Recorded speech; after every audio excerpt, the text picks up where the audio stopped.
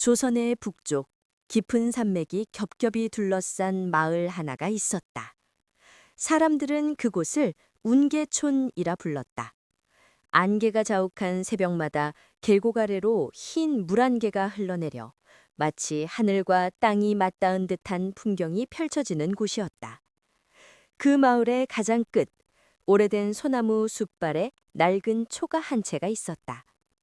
그곳에는 윤설이라 불리는 늙은 사내꺽 홀로 살고 있었다. 사람들은 그를 두고 젊은 시절에 죄를 지어 산으로 도망치니 나구나 도수를 부리다 화를 입은 은둔자라 속삭였지만 정작 누구도 그의 과거를 아는 이는 없었다. 윤설은 언제나 조용했다. 해 뜨기 전 눈 덮인 마당을 쓸고 나무를 패며 하루를 시작했다. 그리고 저녁이 되면 불빛 하나 새어나오지 않는 초가 안에서 낮게 읊조리는 기도 소리만이 들려왔다. 그가 마을로 내려오는 날은 오직 장날뿐이었고 그마저도 사람들의 시선을 피해 가장 늦은 시각에 조용히 다녀왔다. 그런 윤설에게는 하나뿐인 낡은 짐승이 있었다. 등에 새하얀 털이 섞인 늙은 개, 이름하여 백풍. 그는 언제나 윤설 곁을 지켰고 마치 주인의 마음을 읽듯 묵묵히 그의 뒤를 따랐다.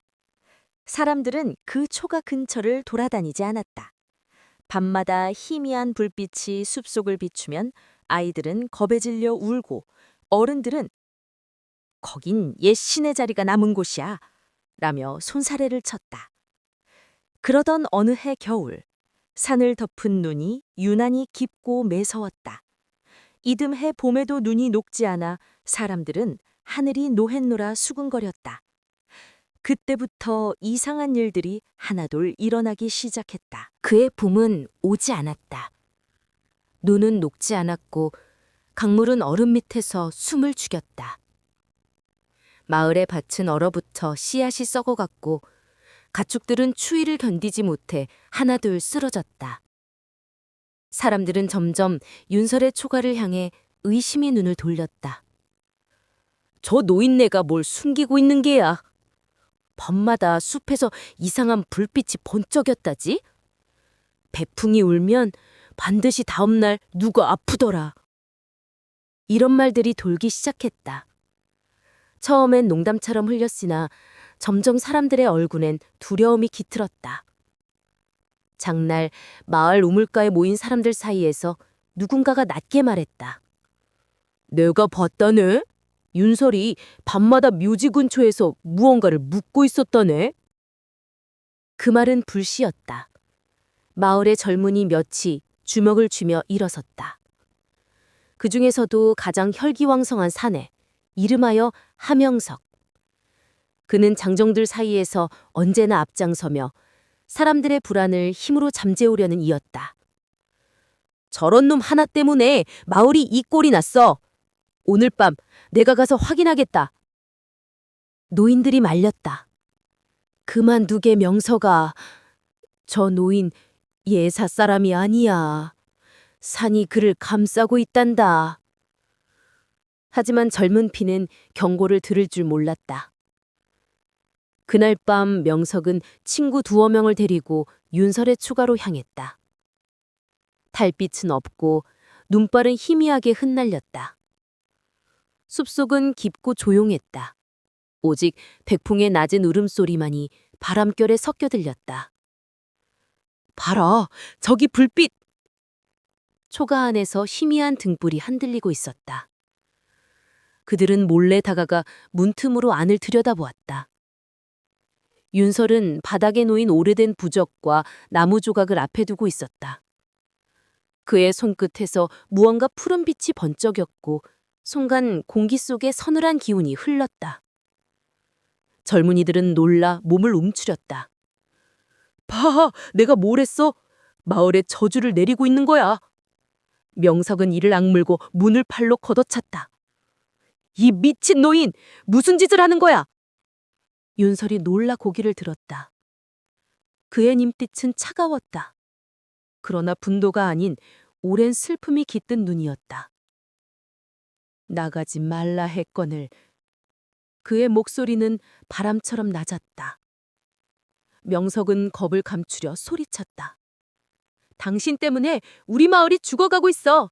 이 저주를 걷어! 그리고 손에 쥔 횃불을 윤설의 앞에 던졌다. 불길이 삽시간에 번졌다. 초가의 지붕이 타오르며 붉은 빛이 하늘로 솟았다. 백풍이 울부짖었고 윤설은 눈을 감았다. 하늘이 노하리라. 그 순간 바람이 방향을 바꾸었다. 불길은 되려 젊은이들 쪽으로 휘몰아쳤다. 눈발이 사라지고 산 전체가 숨을 들이쉬는 듯 고요해졌다. 명석과 일행은 간신히 불길을 피해 달아났다. 그러나 그날 이후로 그들 사이에는 이상한 일이 생기기 시작했다. 밤마다 꿈속에 눈 덮인 산이 무너지는 장면이 반복되고 귀에는 백풍의 울음소리가 맴돌았다. 며칠 후 그 중 한 명이 실종되었고 또 한 명은 미친 듯이 울부짖다 끝내 산속으로 뛰어들었다. 사람들은 다시 윤설의 이름을 입에 올렸지만 아무도 그의 초가로 가지 않았다. 그곳엔 이미 타버린 잿더미와 개의 발자국만 남아 있었다. 그러던 어느 날 새벽, 눈발이 그친 숲속에서 누군가 윤설의 지팡이를 보았다. 그 곁에는 하명석의 칼이 꽂혀 있었고 그 아래는 짧은 글귀 하나가 새겨져 있었다. 산은 죄를 감추지 않는다. 그로부터 사흘 뒤 마을은 눈에 뒤덮였다. 하늘은 낮에도 어두웠고 사람들은 장작을 아끼며 하루를 버텼다. 아이들은 울음을 멈추지 않았고 짐승들은 우리 안에서 발톱으로 땅을 긁었다. 그때 마을 어귀로부터 누군가의 발소리가 들려왔다. 눈발 사이로 허리를 굽힌 노인이 천천히 걸어오고 있었다. 누군가 그를 알아보고 외쳤다. 저 사람 윤설 아니냐? 사람들은 믿기지 않는다는 듯 웅성거렸다. 그의 초가는 이미 불에 타 사라졌고 며칠 전까지만 해도 모두 그가 죽은 줄 알았다. 그러나 윤설은 살아있었다. 그의 어깨에는 눈이 쌓였고 눈빛은 하늘보다 더 싸늘했다. 그는 마을 한가운데 서서 아무 말 없이 땅에 지팡이를 꽂았다. 그러자 마치 돼지가 숨을 들이쉬듯 발밑의 눈이 미세하게 흔들렸다. 사람들이 놀라 물러섰다. 내가 이 산을 택한 이유를 너희는 모르지. 윤설의 목소리는 바람 사이로 흩어졌다. 나는 이 산을 지키던 자였다. 한때 이 땅의 신을 섬기던 무당의 아들이었지. 그러나 사람들은 신을 잊고 탐욕으로 제단을 더럽혔다. 사람들은 숨을 죽였다. 윤설의 말이 이어졌다. 그날 나는 제단에 불을 끄려 했다. 그러나 마을의 장정들이 나를 죄인이라 부르며 돌을 던졌지. 그때부터 산은 노했고 눈은 멈추지 않았다. 그의 시선이 군중 사이에 한 사람에게 머물렀다. 그는 하명석이었다. 불안에 질린 명석은 뒤로 물러서며 외쳤다. 거짓말이야! 네가 우리를 저주했잖아! 윤설은 미소도 짓지 않았다. 그는 천천히 손을 들어 하늘을 가리켰다. 저주란 이름으로 부르는 건 너희의 죄를 감추기 위함일 뿐이다. 그 순간 하늘이 갈라지듯 천둥이 울렸다. 눈이 폭포처럼 쏟아졌고 바람이 소용돌이 쳤다. 사람들이 비명을 지르며 흩어졌다. 명석이 비틀거리며 달아나려는 찰나에 땅이 갈라졌다. 그 틈에서 푸른 불빛이 솟구쳤다. 그것은 윤설이 불빛 속에서 지키려 했던 나무 부적이 빛이었다. 윤설은 천천히 지팡이를 들어 그 불빛 속에 던졌다. 불이 산처럼 타올랐고 그 속에서 백풍의 울음소리가 들려왔다. 깊고 길게 마치 세상에 남은 마지막 슬픔처럼. 명석은 그 자리에서 무릎을 꿇었다.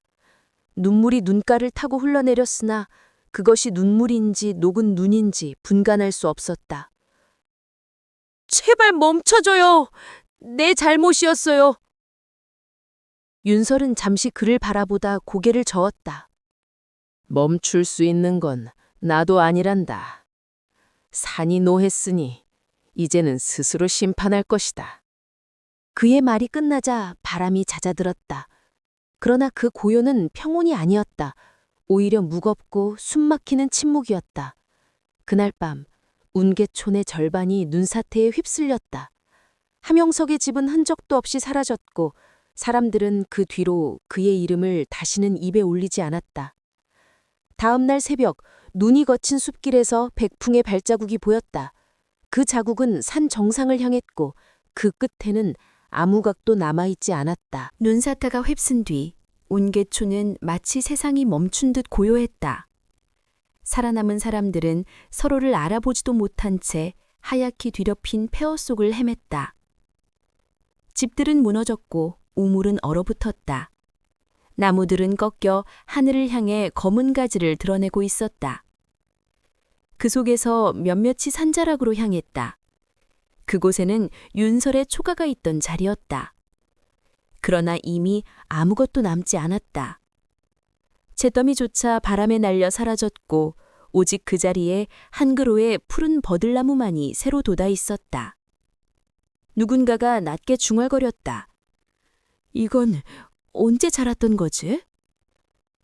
눈 속에 서 있는 버들은 마치 오래된 생명을 품은 듯 줄기에서 은은한 푸른빛이 흘렀다. 그 가지 끝에는 작은 새 한 마리가 앉아 있었고 부리에는 낡은 나무 부족 한 조각이 물려 있었다.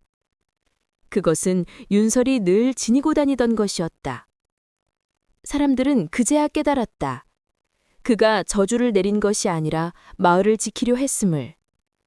그가 불길 속에서 지켰던 부적은 눈사태의 방향을 바꾸어 마을의 절반이라도 살리기 위한 마지막 기도였다는 것을. 며칠이 지나자 이상한 일이 벌어졌다. 버들나무 주변의 눈이 먼저 녹기 시작한 것이다. 그곳에 손을 대면 따뜻한 기운이 느껴졌고 상처 입은 짐승들이 그 아래로 모여들어 조용히 몸을 누였다. 아이들이 다다가 나뭇잎을 만지면 울던 눈이 그쳤다. 사람들은 그 나무를 버들나무라 불렀다. 윤설의 이름을 딴 것이었다. 그 후로 마을의 봄은 다시 돌아왔다. 눈은 조금씩 녹았고 강물은 다시 흐르기 시작했다. 사람들은 폐허 속에서 서로의 손을 잡고 집을 다시 지었다. 누구도 큰 소리로 웃지 않았으나 눈빛 속엔 따스함이 피어났다. 어느 날 한 소년이 산길을 오르다 버들나무 밑에서 이상한 것을 발견했다. 하얀 털이 섞인 늙은 개 한 마리가 조용히 누워 있었다. 숨은 이미 멎어 있었으나 그 얼굴엔 평온한 미소가 어려 있었다. 소년은 그 개의 옆에서 낡은 지팡이 하나를 찾았다. 그 지팡이는 윤설이 늘 짚고 다니던 것이었다. 소년은 그것을 버들나무 옆에 세워두고 두 손을 모았다. 그 순간 바람이 불었다.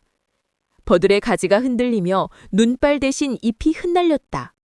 마치 윤설이 다시 산으로 돌아가는 것처럼. 그날 밤 마을 사람들은 잠을 이루지 못했다. 멀리서 들려오는 바람 소리가 마치 누군가의 낮은 기도 같았다.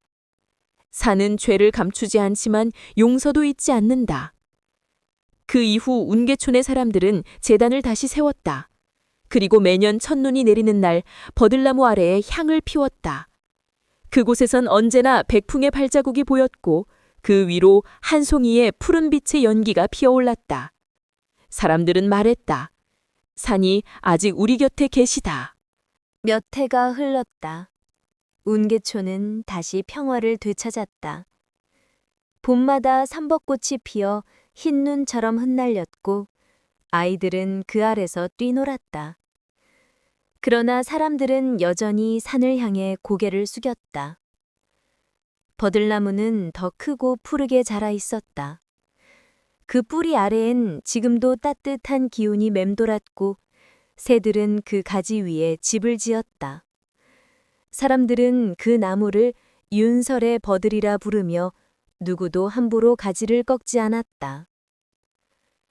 어느 해 여름 낯선 나그네 하나가 마을에 들어섰다. 그는 허름한 옷차림에 지팡이를 짚고 있었는데 눈빛이 이상하게 맑았다. 나그네는 장터에서 버들나무 이야기를 듣고 조용히 웃었다. 그 노인, 이름이 윤설이라 하였소? 그래요. 산을 지킨 분이지요. 덕분에 우리가 지금 이렇게 살아요. 그렇다면 그분은 아직 여기 계시겠군요. 나그네는 그날 밤 버들나무 아래에 앉아 하늘을 올려다보았다. 달볕이 가지 사이로 흘러내렸고 바람이 살짝 불어왔다. 그는 무언가를 꺼내 손바닥 위에 올려놓았다. 작은 나무 부적 한 조각이었다. 부적의 표면엔 희미하게 글씨가 새겨져 있었다. 산은 죄를 감추지 않지만 자비로 덮을 줄 안다. 그는 그것을 나무 밑에 묻고 이내 자리를 떠났다. 아무도 그를 본 이가 없었다. 하지만 다음 날 아침 사람들은 버들나무 아래에서 희미한 향냄새를 맡았다. 그리고 그 땅 위엔 낯선 발자국 하나가 남아 있었다. 그 후로 이상한 일이 일어났다. 산의 날씨는 유난히 온화해졌고 눈은 예전처럼 무겁게 내리지 않았다. 마을의 물길은 마르지 않았고 병자들은 버들나무 잎을 다려 마시면 기운을 되찾았다. 사람들은 그 기적을 두고 이렇게 말했다. 윤설 어르신께서 아직 우리를 지켜주시는 게야. 세월이 흐르고 세대가 바뀌어도 이야기는 사라지지 않았다. 아이들은 잠들기 전 어머니 품에서 그 이야기를 들었다. 산을 욕되게 하면 하늘이 노한다.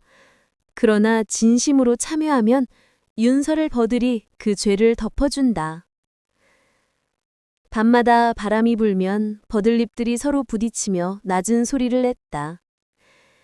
그 소리는 마치 기도처럼 혹은 누군가의 이름을 부르는 듯 했다. 달빛이 마을 위를 비추면 버들나무 아래에는 언제나 희미한 그림자 하나가 서 있었다. 그 그림자는 오래된 옷차림의 노인이었고 그의 곁에는 하얀 개가 조용히 앉아 있었다. 그 둘은 아무 말 없이 산을 바라보며 바람 속으로 서서히 스며들었다. 그리하여 사람들은 지금도 말한다. 선함은 사라지지 않는다. 비록 세상이 잊어도 산은 기억한다. 그리고 운계촌의 아이들은 해마다 첫눈이 내리는 날 버들나무 아래서 두 손을 모아 이렇게 속삭인다. 윤설 할아버지, 올해도 우리를 지켜주세요. 그 말이 끝나면 어딘가에서 백풍의 울음이 들려왔다. 부드럽고 따뜻하게, 마치 세상을 감싸 안는 기도처럼.